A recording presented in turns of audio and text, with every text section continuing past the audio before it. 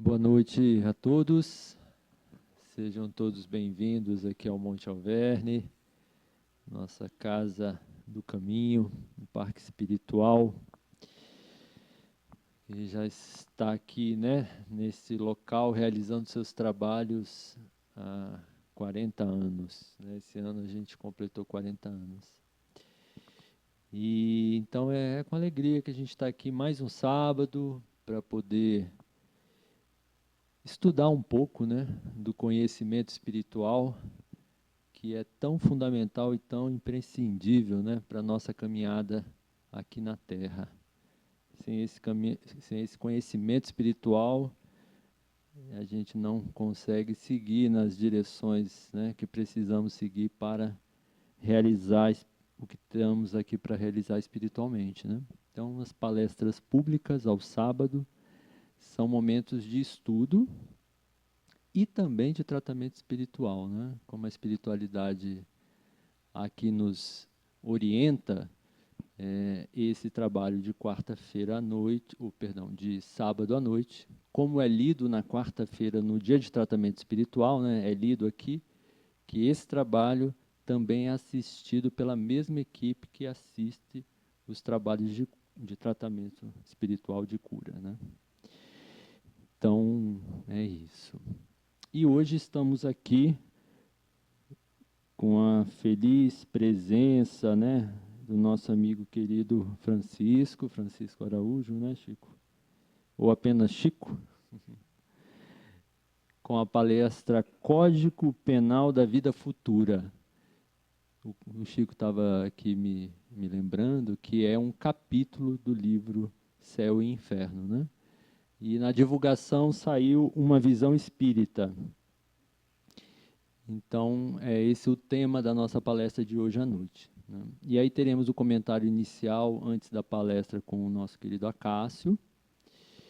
E após a palestra fazemos o passe, o trabalho de passe. E acho que é isso. Outra coisa assim, importante de lembrar é que todas as atividades espirituais e atividades assistenciais do Monte Alverne estão divulgadas nas redes sociais da nossa casa. No Instagram, no Facebook. E então, nesses dois meios de comunicação, qualquer pessoa que queira conhecer, que não conheça, que esteja aqui pela primeira vez, ou que vai ver essa palestra do Monte Alverne no YouTube pela primeira vez, pode encontrar todas essas informações nessas redes sociais. E temos o canal do Monte Alverne no YouTube, onde as palestras que aqui são realizadas e registradas ficam disponíveis como mensagens espirituais do mentor da nossa casa. Então é isso. Então a gente vai pedir para o Vinícius fazer a prece inicial para darmos início aos trabalhos da noite.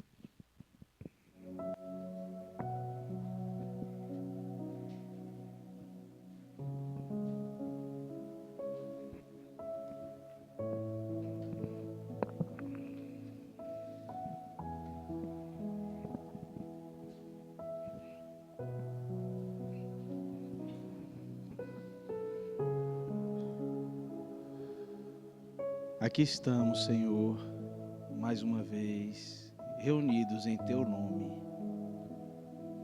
E como é bom estarmos aqui, Mestre querido. Nesse momento, elevamos os nossos pensamentos aos céus, em busca de Ti, Senhor, que é a luz do mundo, que ilumina o nosso caminho, fonte de amor, que abastece e aquece os nossos corações. Amado Mestre, agradecemos pela oportunidade de estarmos aqui, pela oportunidade de experimentarmos toda essa energia de luz, de fraternidade, de puro amor.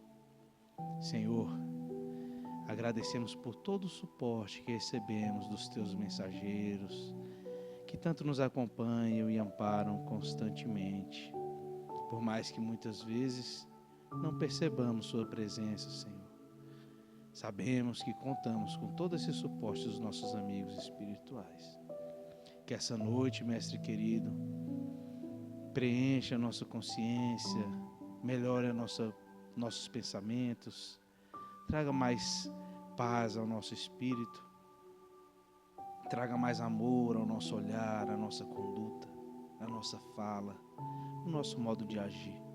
Enfim, Senhor, que possamos ser reflexo, que possamos refletir tudo aquilo que aqui recebemos.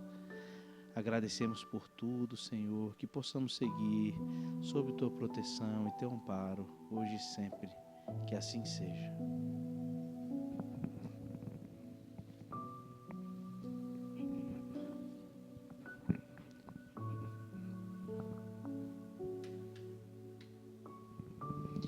Então agradecemos ao início pela prece de abertura e já chamamos ao Cássio para fazer o comentário inicial.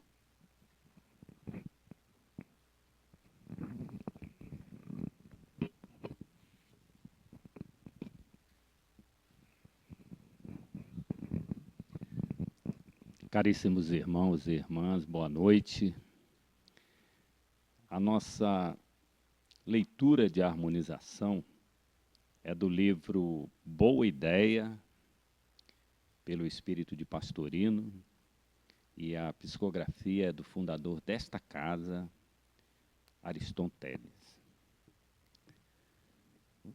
Intitulada No dia do meu aniversário, vou dar presentes. E o comentário do nosso irmão. É uma data em que eu preciso demonstrar minha gratidão a Deus e ao mundo. Mais um ano de experiências, aprendizagem, progresso.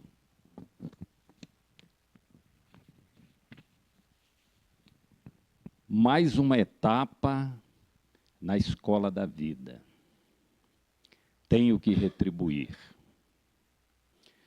Convencionalmente, o aniversariante, além da honra de continuar matriculado na grande escola da vida, recebe presentes e outras manifestações de carinho. Vou tentar, pessoalmente, sem dizer nada a ninguém, inverter a ordem das coisas. A partir de agora, vou comemorar meu aniversário distribuindo alegrias, principalmente às pessoas mais necessitadas. Esta ideia nos parece muito boa. Então, como eu disse, é do livro Boa Ideia, pelo Espírito de Pastorino e a psicografia de Ariston Teles. De fato, é uma ideia muito boa. O nosso aniversário é aquela oportunidade que temos de reunir os familiares, os amigos, para uma confraternização. E é o momento em que recebemos ali alguns presentes. Calçados, vestuários e uma série de outros utensílios. E é um momento muito agradável. E, de fato, quando termina, nós vamos fazer um balanço. Aí nós verificamos que ganhamos 2 camisas da mesma cor, mesmo modelo. Ganhamos 2 pares de chinelos, e por aí vai. E a nossa mensagem de hoje, do nosso irmão, ela nos propõe invertermos, pedirmos que aqueles convidados, ou então aqueles que forem nos visitar, nos levar algo que pudéssemos doar para os nossos irmãos mais necessitados. Um cobertor, alimentos não perecíveis. De fato, nos parece uma ideia muito boa de realizarmos esse trabalho, realizar com essa intenção, para justamente agradecermos a Deus a oportunidade de termos vivenciado mais um ano, né, pelo nosso calendário gregoriano, né, vivenciarmos experiências, aquelas experiências necessárias para o nosso aperfeiçoamento, para o nosso burilamento, para nos tornarmos espíritos melhores. Oportunidade também de reflexão, de atentarmos para aqueles compromissos que nós assumimos, ainda na espiritualidade, quando aqui reencarnamos. É uma oportunidade mesmo também de refletirmos e de muitas vezes nos corrigirmos rumos e nos dedicarmos mais a adquirir conhecimentos, a vivenciarmos aquelas experiências necessárias com alegria e, de fato, sermos úteis, vivenciando nossas experiências, mas também ombreando com Jesus, na grande obra dele, que é a construção daquela terra prometida aos mansos e aos pacíficos, ao mundo que nós desejamos alçar voos. Então, essa proposta dessa nossa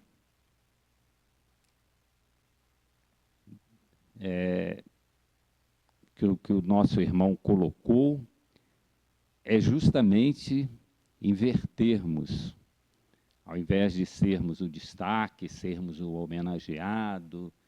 Não, vamos aproveitar esse momento também e contribuir com Jesus, amparando aqueles nossos irmãos necessitados também na sua caminhada evolutiva. E um parágrafo também aqui que me chamou bastante atenção aqui é o seguinte: vou tentar pessoalmente, sem dizer nada a ninguém, inverter a ordem das coisas. E que nós façamos isso, mas nos lembremos de que o que a mão direita faz, a mão esquerda não precisa saber. Vamos ajudar no anonimato, sem ostentação, sem levar aquele irmão que está sendo amparado qualquer tipo de humilhação, qualquer tipo de ação nossa que possa diminuí-lo e deixá-lo constrangido por estar enfrentando aquela situação difícil. Vamos fazer isso, mas que a mão direita fizer, a mão esquerda não precisa saber. É uma boa ideia mesmo, se encaixou bem, inverter. Vamos pensar nisso, refletir e, com isso, contribuirmos de alguma forma no trabalho, na seara do Mestre Jesus. Muito obrigado. Pode ficar. Obrigado, Cássio. Então vamos passar direto aqui para o Francisco. O microfone está aí, Chico. Pode ficar à vontade, só ligá-lo. Você está em casa aí. Me sinto em casa, realmente. Meus irmãos, meu nome é Francisco, como foi falado, né? Eu trabalho na Casa Espírita Chão de Flores, né? Uma casa vinculada ao Monte Alverne. Esse livro, Boa Ideia, e mais outros 12 foram psicografados lá, né? Pelo Ariston. Ele psicografou 13 livros lá no Chão de Flores. Um deles foi o Boa Ideia. Então a gente fica muito feliz de estar em um ambiente assim familiar que lembra a nossa contribuição e o nosso até usufruto das bênçãos. Então vim aqui reencontrar pessoas que a gente gosta tanto, né? Para nós é um motivo de satisfação. O Renato nos convidou para falar, nos deu a liberdade de escolher o tema e eu pensei, por que não Código Penal da Vida Futura? Né? É um capítulo, se eu não me engano, o 2º do livro Céu e Inferno. E esse título, Código Penal da Vida Futura, eu não sei se Kardec que escolheu esse título para o capítulo ou se foram os espíritos, né, que colocaram esse nome, Código Penal da Vida Futura. E por que eu estou falando isso? Porque, embora esteja com vida futura, estudando a codificação e a própria doutrina, a gente percebe que é o Código Penal da Vida Futura, eterna. Mas não é um código de aplicação no futuro, quando nós estivermos no mundo espiritual. Não. São leis que são o tempo todo aplicado a nós. Estejamos nós no mundo espiritual, na infância aqui na Terra, na adolescência, na velhice, na saúde, na doença, né? Esse código está o tempo todo sendo aplicado, como a gente vai ver. E também no momento do nosso desencarne e também quando nós estivermos no mundo espiritual. O tempo todo nós estamos submetidos às leis de Deus. Está relacionado diretamente com a lei de causa e efeito, Código Penal, dá uma ideia de punição, de justiça, né? E é isso mesmo, é justiça. Sobre a aplicação, vários livros espíritas mostram que o tempo todo isso está sendo aplicado. Até mesmo na nossa vida, às vezes a gente está num perigo, na iminência de algo grave, e de repente aquilo não se concretiza, né? Os evangélicos chamam de livramento, né? Eu tive um livramento, né? E aquilo não se concretiza. Mas na doutrina a gente tem exemplos bem sólidos em várias obras. Por exemplo, psicografado pelo Chico Xavier, o livro Sexo e Destino tem um caso assim, em que o Código Penal está sendo aplicado ali, naquele momento, com consequências no mundo espiritual. Era um senhor já, né? Um senhor tinha mais de 60 anos. Ele se apaixonou por uma jovem. Ele era casado e se apaixonou por uma jovem. E seu filho também se apaixonou pelaquela jovem. E aí ela começou a manter um relacionamento duplo com o pai e com o filho. Do pai, ela queria as condições materiais que ele podia oferecer para ela, inclusive ele era chefe dela no trabalho. E do filho, ela queria a jovialidade. Então aquilo ali era um drama na cabeça dela. Até que ela fica grávida do jovem. E ela gostava mesmo, era do jovem. E aí ela comunica ao pai o rompimento daquela relação que estava complicando a cabecinha dela, né? A gente não consegue conviver muito tempo com aquilo que a nossa consciência não aprova, porque as leis de Deus, dizem os Espíritos, né, está gravada na nossa consciência. E aquela jovem gostava do jovem e estava grávida do jovem. E ela comunica ao pai, né, que iria se casar com o filho dele. O pai, tomado de um acesso de fúria, de loucura, né, sai para tirar a vida daquela jovem. E encontra aquela jovem andando na rua, né, com o pai dela. Ela já grávida, o pai ajudando ali, né? E aquele senhor, tomado de ciúmes, de ódio, de revolta por ter sido trocado, joga o carro em cima de pai e filha. Quem lê o livro vai lembrar que a jovem não morreu e nem perdeu o filho, porque o pai dela, quando percebeu que aquele senhor vinha com os olhos alucinados para jogar o carro em cima, ele empurra a filha, né, para a calçada e ele fica na frente do carro e ali ele é colhido e ali ele morre.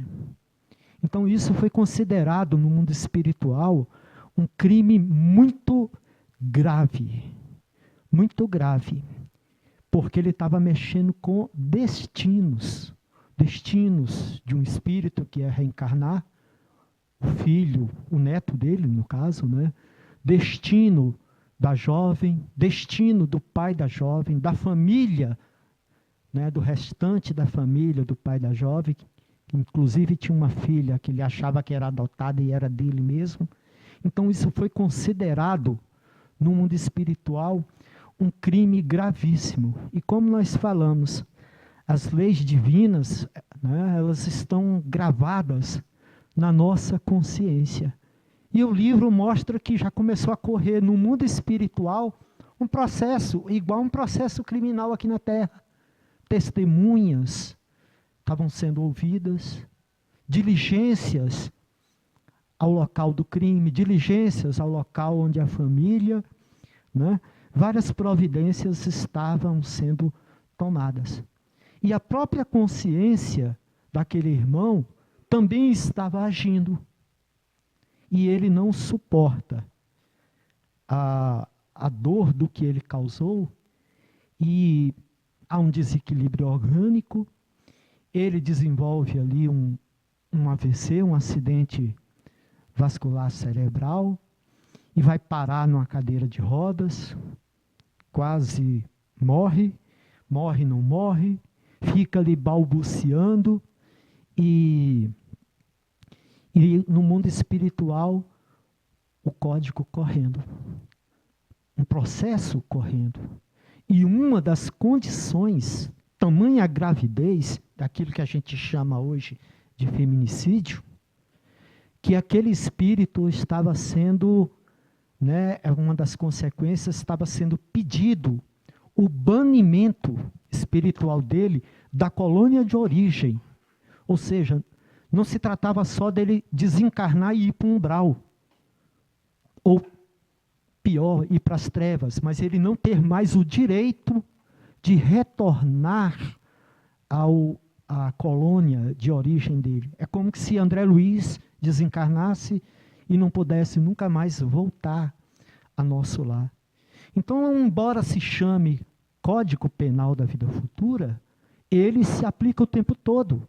No momento que a gente vai reencarnar, quais são os créditos que a gente tem, quais são as necessidades de quitação ou dívidas que a gente traz conosco, e aquilo ali. Acabou se optando por não banir aquele irmão. Não por créditos dele, mas de terceiros. Então, essa nomenclatura, Código Penal da Vida Futura, ela se aplica a qualquer instante. Eu separei aqui alguns tópicos para a gente falar, que eu acho bastante interessante. Por exemplo, o espírito Hilário Silva, no livro A Vida Escreve, ele descreve, no prefácio desta obra, uma coisa que ele chama de contabilidade de Deus, né? Ele não dá esse nome, mas é o que a gente entende quando a gente estuda esse livro. Ele coloca lá, a divina contadora soma os nossos atos, o que a gente fez, subtrai a influência de encarnados, de desencarnados, subtrai essa influência, multiplica pelo conhecimento que a gente tem e divide a responsabilidade com todos os envolvidos naquela situação, seja que situação for, boa ou ruim. Então, para montar um trabalho belíssimo como o Monte Alverne, né? A ação dos fundadores, a influência dos amigos e do mundo espiritual, o conhecimento e o propósito, e dividindo os créditos, os frutos, com todos aqueles.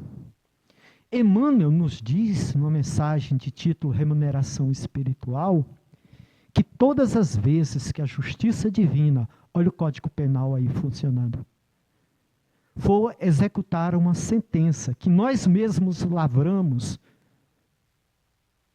contra nós, no momento que erramos, e que essa mesma justiça divina encontra a gente praticando o bem, que essa sentença é arquivada por tempo indeterminado.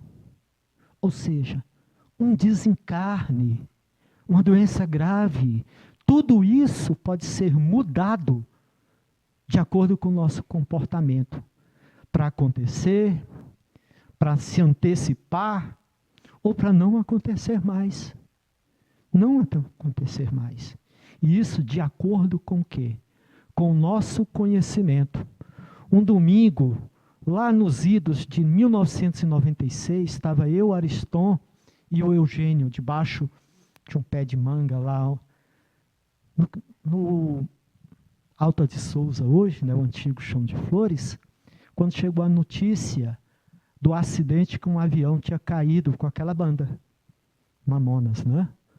E a gente ficou pensando sobre aquilo ali, aí até que o Ariston e o Eugênio falaram, olha, aqueles jovens, eles não tinham conhecimento. E eles estavam entrando num terreno tão perigoso, assumindo graves consequências, e por não conhecer, o mundo espiritual pode ter retirado eles do cenário. Lembro como hoje, Ariston e Eugênio falando sobre isso. Então é isso. Né? O nosso destino ele é fruto das nossas ações, em que as influências são pesadas, e quanto mais a gente conhece, maior é a nossa responsabilidade espiritual sobre aquilo. Né? Então, a gente, dito isso, a gente passa para uma coisa que os espíritos chamaram de corpo causal. O que é corpo causal? Essa definição não é minha, ela é dos espíritos, ela está no livro Nosso Lar, ela está no capítulo Umbral. Né? André Luiz, a ele está sendo explicado, né, o porquê do umbral, o porquê das dificuldades aqui na Terra. E aí os espíritos falam o seguinte, né, sobre esse tal desse corpo causal. Antes de falar do corpo causal, eu quero contar uma história que aconteceu com uma amiga nossa, colega de trabalho. Hoje ela é espírita, não frequenta nenhuma casa por aqui, mas na época ela era evangélica. Olha o que aconteceu com ela. A melhor amiga dela ia casar. E ela era muito amiga né, da noiva e do noivo. E ela queria muito estar presente ali e para homenagear ambos. E estava ali a festa acontecendo quando vieram trazer o bolo. O bolo. E dois adolescentes ali com uma dificuldade danada, né? E ela pegou e falou o seguinte: deixa que eu levo. E pegou para levar sozinho. Gente, ela tropeçou, caiu com o bolo, caiu com o rosto em cima do bolo e ficou numa vergonha imensa. Todo mundo chocado com aquela cena. Ela não sabia o que fazer. Triste, chorando, envergonhada. Como? Né? E depois daquilo ali ela desenvolveu vários traumas psicológicos. Ficou bem, graças a Deus, foi socorrida pela doutrina, né? E ela ficou bem.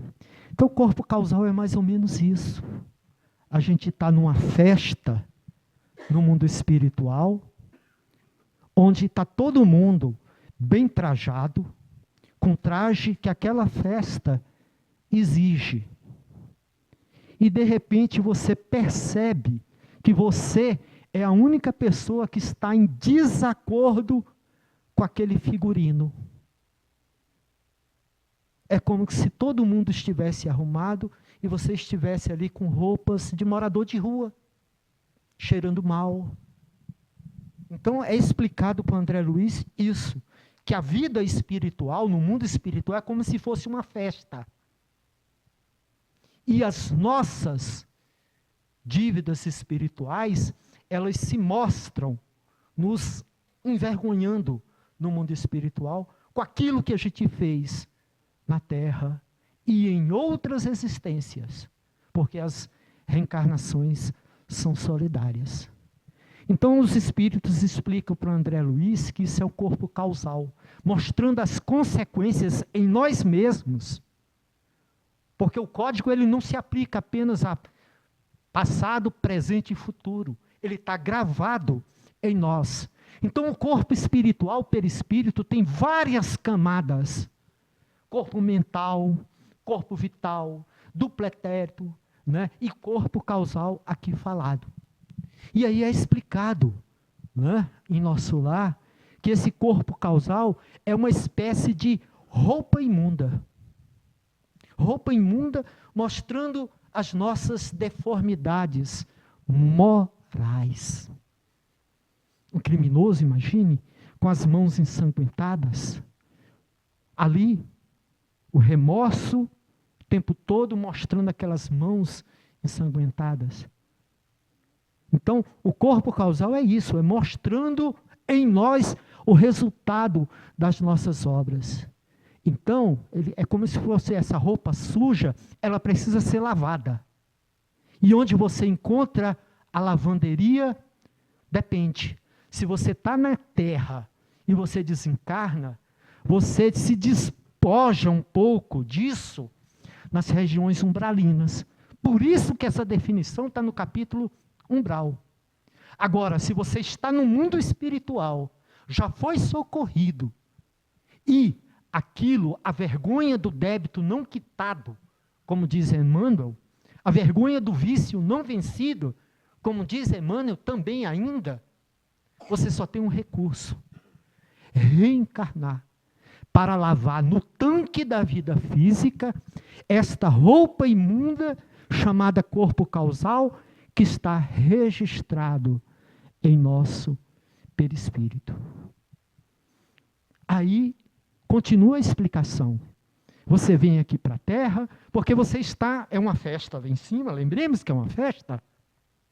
É uma festa lá em cima e você está em desacordo com a roupa sem a túnica nupcial, como diria Jesus. E aí você vem para cá. E chega aqui, dentro daquele programa reencarnatório, você não consegue cumprir nada, igual esse senhor que, né, mesmo casado, se envolveu com a funcionária, que já era namorada de seu filho. Então você começa a complicar a sua vida e a vida de muita gente. Ou seja, o que já era sujo vai sujando ainda mais. Como que você vai voltar para a colônia? Como que você vai voltar para a festa? Todo sujo de bolo, igual no exemplo que eu dei. A gente precisa o quê? Gastar essas energias deletérias no umbral. É isso. Até que a gente tenha mínimas condições de ser recolhidos numa colônia espiritual. Além desse capítulo, Código Penal da Vida Futura, Allan Kardec traz outro, no Céu e Inferno, que é o passamento, que diz respeito a esse código, a este corpo das causas, vamos chamar assim, corpo das causas, e as consequências disso para todos nós, no mundo espiritual. E Kardec, nesse capítulo Passamento, ele define que o nosso desencarne se dará em 4 situações distintas, 4 situações diferentes, específicas. Humberto de Campos até conta uma história num dos seus livros, que 4 jovens da mesma idade estavam em um carro. Se eu não me engano, a idade que ele diz era 19 anos. 4 jovens de 19 anos. E há um acidente e todos os 4 morrem naquele momento. Nenhum deles se encontrou no mundo espiritual. Cada um foi para um local diferente. De acordo com o quê? Com o que tinha vivido, com o que trazia de outras vidas passadas. Né? Então, a morte foi igual para os 4 jovens. A desencarnação, ela foi diferente para cada um deles. Então, nesse capítulo Passamento, Kardec explica para a gente essas 4 situações. Ou a gente está com desprendimento total do nosso perispírito e da vida física, a desencarnação é indolor. O espírito nem percebe que desencarnou. Não percebe e nem sofre. Porque tem casos que o espírito não percebe e continua preso a várias situações, como a gente vai ver. Então, nesses casos de desprendimento, quando o desprendimento ele é completo, é totalmente indolor para a alma. Lembremos a definição de Allan Kardec sobre alma, espírito encarnado. Ou seja, a alma, o espírito encarnado, de acordo com desprendimento ou a coesão, Kardec usa esse termo, o espírito pode sofrer mais ou menos. Então, se o desprendimento é completo, é totalmente indolor para o espírito que está desencarnando. E se a coesão for muito forte, o espírito acompanha todas as agonias, tá? Naquele processo da morte. É o que Ivone chama, é a questão dos suicidas, tá, gente? É a questão, por exemplo, dos suicidas. É a questão dos grandes acidentes de uma hora para outra. A lei funcionando ali. Então, quando a Ivone via um espírito nessa situação, na jovialidade completa, em todo o vigor e com todas as sensações materializadas, o espírito é como ele está desencarnado, ele morreu o corpo, mas o espírito está preso àquilo ali. E Ivone tinha tanta piedade quando via esses espíritos, que ela chamava, por exemplo, de retalhados. Os retalhados, aqueles que se jogaram nos trilhos dos trem, que ela passava a orar anos e mais anos por aqueles espíritos. A pessoa está no esplendor da vida física e, de repente, o corpo é destruído num acidente de avião, acidente de carro, algo, né, muito grave, repentino, e o espírito fica ali, tentando juntar os pedaços do que um dia foi seu corpo físico. Meu xará, no livro Nosso Lar, lembraram a visão de Francisco? Ele morre nessa situação e fica ali tentando levantar o cadáver. E não consegue, porque o cadáver está morto para sempre. ele se apavora com a decomposição, e aí o cadáver começa a virar uma obsessão para ele, que passa a ser atormentado. Essa é a segunda situação. A terceira, quando o desencarne, ele é ajudado por enfermidades, por exemplo, em que os laços são mais frágeis, fracos, quase nenhum. O desprendimento, ele é mais natural.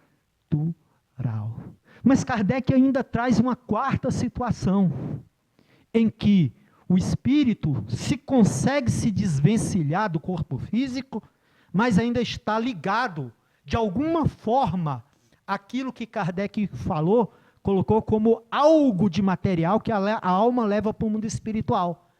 Também no livro Nosso Lar, a gente tem esse exemplo. André Luiz está andando lá junto às cancelas, quando viu alguns espíritos lá que ele classificou de fantasma. E ele fica apavorado. E quando vai falar com Lísias e com a enfermeira Narcisa, eles começam a rir. Falou, não, olha o que está acontecendo. Dos pés deles saem fios. Das mãos saem fios. Essa é a diferença entre nós e os encarnados.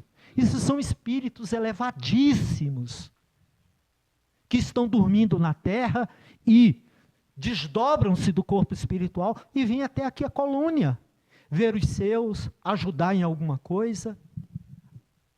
Só que, nesse caso, está falando de espíritos encarnados que estão dormindo e almas elevadas. E quando é uma pessoa mais ou menos, que ouve o cordão apenas, o corte do cordão de prata apenas, mas esses outros fios que André Luiz viu, diferenciando encarnados de desencarnados, e são milhares, ainda estão ligados. O espírito não se sente totalmente do mundo espiritual e leva consigo várias sensações de ainda estarem vivos. Percebe como é que é tudo muito complexo? E isso vai estar diretamente ligado à nossa situação no mundo espiritual. Dizem os amigos espirituais que o perispírito, e quando a gente fala perispírito, já é o conjunto de tudo isso aí que a gente falou até agora. Corpo mental, corpo vital, duplo etérito, corpo causal, tudo isso aí. O perispírito tem 3 situações muito claras no mundo espiritual. Ele pode ser uma ponte de luz, como da viúva Forlan. Uma senhora frequentava a Sociedade Espírita de Paris, e ela desencarna, e Kardec evoca o seu espírito e pergunta, como que foi o seu desencarne? Amiga, era uma amiga do centro. Como que foi o seu desencarne? Como que ele decorreu? E ela fala, olha, eu via a equipe da codificação ali, e o espírito Erasto, olha só a visão e aí bailando, acima de tudo, flutuando, o espírito de verdade. E Kardec pergunta, e o que falaram para você? Mandaram eu olhar para cima. E perguntaram, qual é a maior estrela que você vê? Fala, é aquela. Pois é, irmã. É onde você vai morar agora. Ou seja, ponte de luz, um espírito completamente escoimado de qualquer culpa, de qualquer dívida, de qualquer situação ligada ao plano físico. É ali que você vai morar agora. Não é na terra, não é nenhuma esfera elevada, é lá. Então, o corpo espiritual, ele é uma ponte de luz para as almas nobres e despojadas de todas as situações. Mas ela é também restringimento natural. O que é isso, restringimento natural? Uma jovem, dá só um exemplo aqui. Uma jovem é atropelada, de uma hora para outra, perde a vida naquele momento, e é tão natural que ela acha que está encarnada. A mãe, médium, vidente e audiente, começa a vê-la e a ouvi-la dentro de casa. A mãe vai passar roupa e ela chega. Você não gosta mais de mim, mãe? Por que você só passa as roupas dos meus irmãos e a minha não? A mãe vai dar comida para os irmãos, os outros filhos. Mãe, você não gosta mesmo mais de mim, né? Você dá alimento, comida para todo mundo, menos para mim.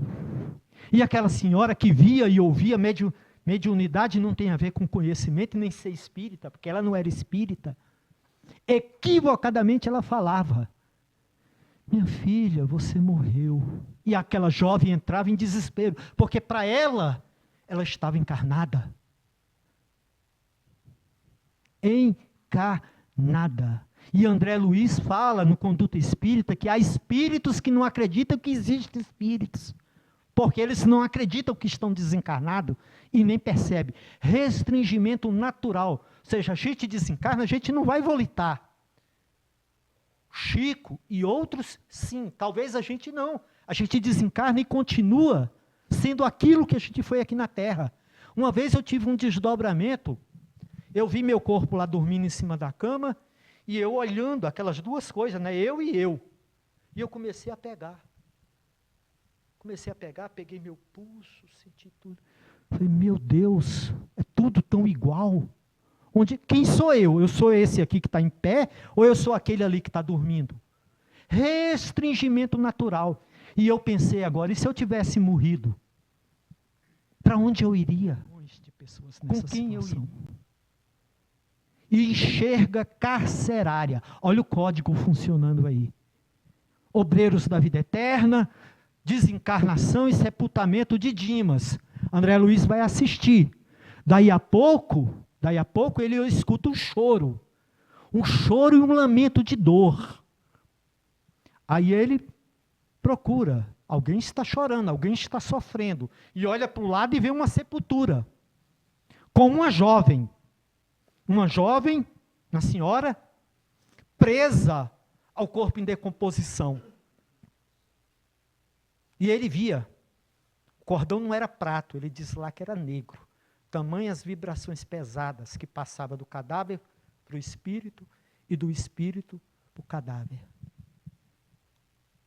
Aí ele fala, nós estamos aqui para libertar Dimas. Vamos libertar essa pobre senhora que está sofrendo? E a espiritualidade logo lá, Jerônimo, né? De jeito nenhum. Nossa irmã ficou grávida. Desta gravidez, ela tentou provocar o aborto, não conseguiu. A criança sobreviveu e ela não. E tamanho desespero que ela está, nós não podemos cortar o cordão. Porque o marido era um homem honesto, um homem equilibrado e que já estava sofrendo com a morte dela e com um bebê para criar. Se a gente corta esse laço, ela volta para dentro de casa para desequilibrar tudo e levar sofrimento, ainda mais sofrimento, para um recém-nascido e para o pobre do marido. Ela vai ficar aí. Enxerga carcerária, é que o espírito fica preso à própria situação.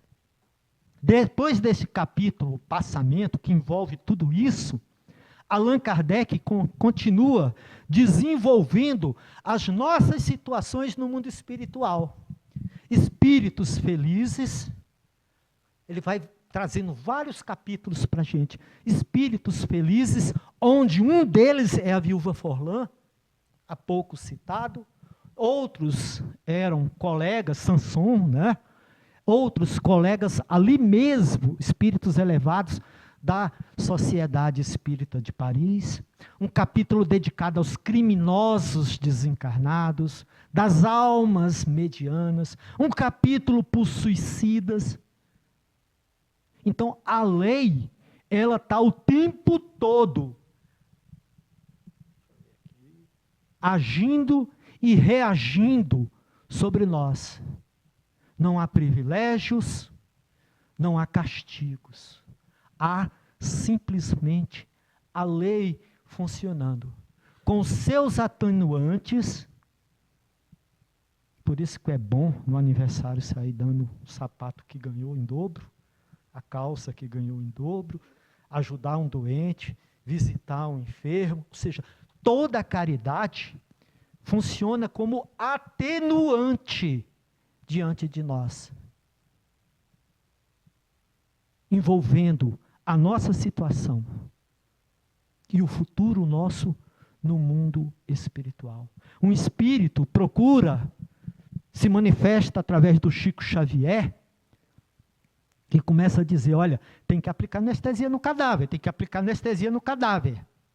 Que eu senti a dor todinha da necrópse. E eu não quero que outras pessoas passem por isso. Quando a gente morrer, por caridade, aplique anestesia no cadáver. Aí ele começa a descrever, começaram a cortar meu cérebro, abrir meu peito, aquela coisa horrível toda. Descrevendo os horrores e mostrando as causas. Porque na necrose tiraram o coração dele. E aí a espiritualidade mostrou ele arrancando o coração do seu adversário, quando ele era um cigano, numa vida passada. Aí Emmanuel fala, ele sofreu esses horrores, não foi porque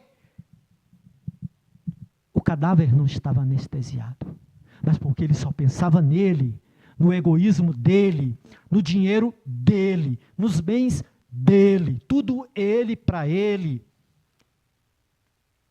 E que se ele tivesse praticado algum bem durante a vida, ele não teria passado por nada daquilo ali. Ou seja, a gente já viu o código abrangendo outra vida, outra existência, porque as reencarnações são solidárias. Então essa lei é o quê? A cada um, a dente por dente, olho por olho. Como é que é isso? Como é que funciona isso? Perguntado sobre isso, Chico Xavier, no livro Lições de Sabedoria, o que é a lei de Deus?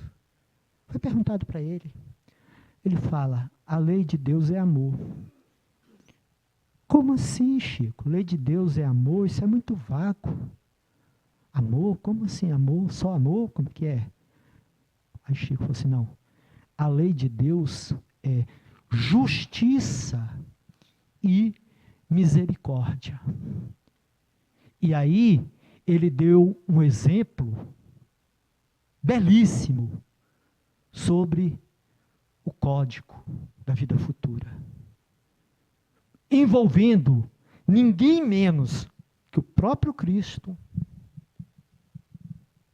e o arauto da anunciação, precursor João Batista. Ele falou, olha, a lei de Deus, isso é o Chico falando, tá? O outro Chico, né? A lei de Deus é justiça e misericórdia. Justiça e misericórdia. Vejamos o caso do nosso irmão João Batista. Em vida passada, a gente sabe, ele era Elias. E como Elias, ele cometeu atrocidades com os profetas lá de Baal. Ele mandou matar 500. 450 de uma vez, e depois mais 50 para fechar os 500. Então, na condição de Elias, ele havia feito barbaridades. Mas olha a graduação no mundo espiritual. João Batista, dos nascidos de mulher, não havia ninguém maior do que ele. Lembra disso? O menor no reino dos céus é maior do que ele. Dos nascidos de mulher, o maior é João Batista. Mas o menor no reino dos céus é maior do que ele. O que isso quer dizer? Que João Batista tinha contas a acertar com a justiça terrena. Lá, quando ele era Elias, e que ele exterminou com os profetas de Baal. E ele veio. Ele veio com a oportunidade de servir a lei de Deus na prática da caridade e do amor. No entanto, ele era severo, ele era rígido, ele era inflexível com quem errasse. Qualquer um que errasse, ele era inflexível. E aí, a cabeça no prato. Aí disse o Chico, note, e aí eu fui olhar, que depois que João Batista é degolado, Jesus fica muito triste. E nunca mais pronuncia o nome de João Batista. E é verdade. Depois que João Batista é morto, Jesus não pronuncia mais o nome dele. Por quê? Porque Jesus sabia que aquilo ali poderia ser evitado. Então, a lei de Deus é única. João Batista aplicava a justiça. E Jesus aplicava essa mesma lei com a misericórdia. Amai os vossos inimigos. Orai pelos que vos perseguem e caluniam. A lei, diz Chico, é a mesma. Só que João Batista usou a ótica da justiça. E Jesus praticou a mesma lei com a caridade, com a misericórdia. Meus amigos, era isso que eu tinha para dizer nesta noite. Eu espero que eu tenha sido claro. Já tenho 3 minutos, não é? A gente espera ter colaborado com a nossa, aguçado a nossa vontade de estudar, não apenas o céu e o inferno, como foi citado aqui, Nosso Lar, A Vida Escreve, eu citei instruções psicofônicas, mas outros e outros livros da doutrina, né? E por falar nisso, tem uma poesiazinha pequenininha que se encaixa sobre isso, sobre tudo que a gente falou aqui. E já que eu tenho esses 3 minutos, eu vou gastar ele, né? É o poema Hospital, está no livro Antologia dos Imortais, de Delfino Silva, se não me engano. Acho que o nome dele é Delfino, o restante eu acho que é Silva. Hospital. Hospital, praia viva dos efeitos, eis o fórum das causas esquecidas. Reduto generoso de 1000 vidas, no espinheiral dos trilhos imperfeitos. Bendita dor, benditos leitos, ninhos prisões de loucos e suicidas, dantes livres nas largas avenidas, do egoísmo e do orgulho, vis e estreito. Em teu regaço, as lágrimas são hino. Alguém lhe atenta um mudo, é o médico no leme dos destinos. Dai-nos, ó templo da angústia provisória, o florão da humildade por escudo, o laurel do trabalho por vitória. É um convite a todos nós que conhecemos essa doutrina maravilhosa, né, a amar e trabalhar, porque não basta ser espírita, tem que ser militante das causas espirituais. Eu, quando conheci a doutrina espírita, eu falei, eu não quero mais nada, eu quero só ficar na minha casa, lendo o livro, lendo as obras espíritas, lendo Renúncia, lendo Há 2000 anos, lendo Livro dos Médiuns, a obra de André Luiz. Como a gente era feliz só com aquilo ali. Para a gente aquilo ali bastava.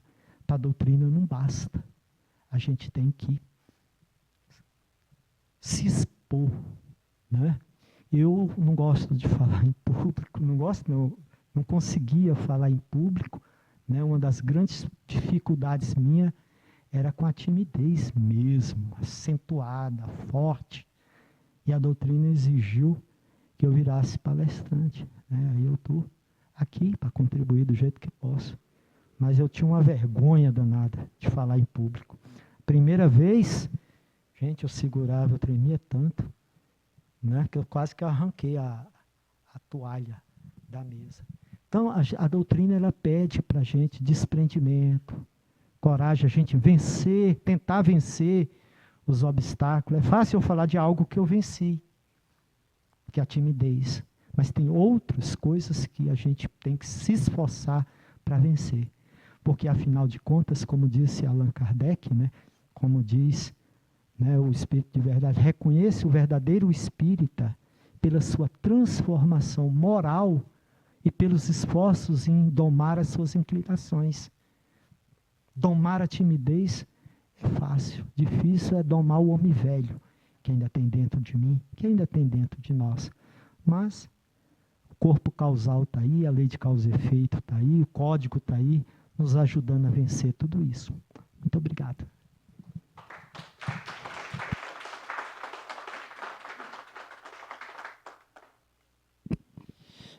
Obrigado, Francisco. E tudo isso está aí com todo o tempo do mundo, né, que a gente tem para estudar, caminhar, trabalhar e fazer essas transformações, né? A gente tem todo o tempo do mundo, né? Se não der para continuar por aqui, a gente vai ter um outro planeta para dar continuidade, né? Quem não puder acompanhar esse, vai receber um outro. O certo é que retornaremos, né, para a casa do Pai, ou para aqui lembrar também do querido professor médium da Úmbria, né, Pietro Baldi, que também nos ajuda a entender essa lei, né, essa lei maior. O Baldi chamava, né, o retorno ao sistema, né? Ele usava essa expressão, que é o todo uno Deus, né? Enfim. Então é isso, Francisco, obrigado, viu? Muito obrigado mesmo, querido, pela presença. Então agora a gente vai para a parte final, que é o passe, lá na sala de tratamento. As pessoas podem aguardar aqui, a gente vai chamando, né? E a prece final será realizada lá dentro. Então, quem depois que recebeu o passe quiser aguardar, a gente chama novamente para nos juntarmos todos para a prece final. Então, vamos ao passe.